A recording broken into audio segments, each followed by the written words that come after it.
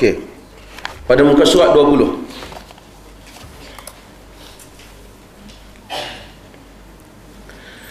Saya seorang yang sentiasa bermusafir kerana keperluan kerja.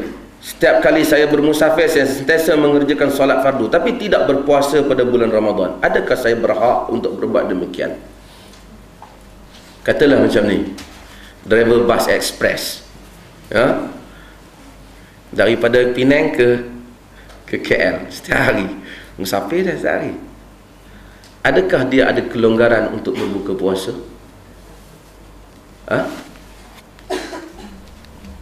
Dia boleh buka puasa untuk orang apa? Nak tanya dulu, orang driver bus express tu, dia ada kelonggaran untuk jamak qasar tak?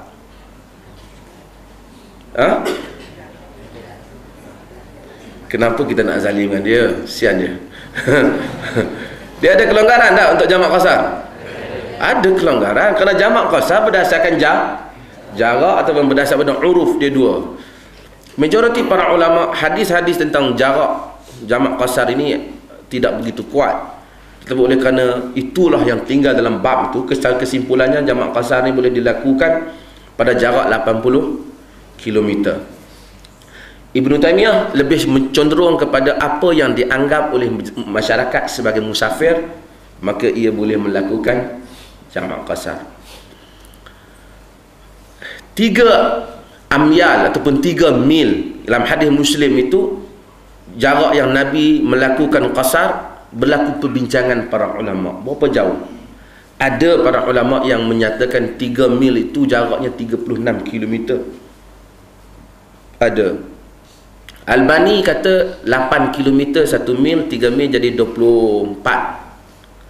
Tapi jumhur kata, majoriti kata 80. Kalau orang awam tanya, dia pun tak tahu nak ukur musafir tak musafir ni. Kita secara umum kita kata 80. Tapi kalau kita rasa suatu perjalanan tu jauh, kita tak berapa nak tahulah agak berapa jauh lah ni, kita bolehlah jamak qasar, dan ia bukan perjalanan biasa, musafir lah tu, bolehlah melakukan jamak dan qasar.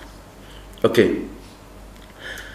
Dia bila berdasarkan perjalanan, orang yang melakukan driver bus express ni boleh tak?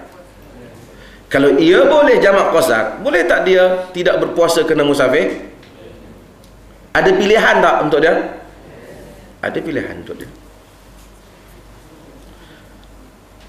Tapi bukan kata dia tak payah, tetapi dia wajib qada. Tapi kalau dia dah sepanjang tahun bawa bas, untuk apa dia ni kan? Kau nak qada masa bila? Lebih baik afdal kau puasa pada bulan Ramadan ni. Tapi kalau dia tanya kita, dia kata saya bawa tak mampu, tapi saya bulan depan ada cuti lebih kurang 2 bulan, saya nak qada. Kerana masa bawa ni saya memang rasa letih lah nak puasa. Boleh atau tidak untuk dia? Boleh untuk dia. Kita jangan, tak boleh lah macam tu, kau tiap hari bawa. Jangan kita pakai emosi kita. Tuhan bagi peruntukan, kita duk kira emosi tak aci lah macam tu, makan main aci-aci. Ini bukan acilut, ini peka.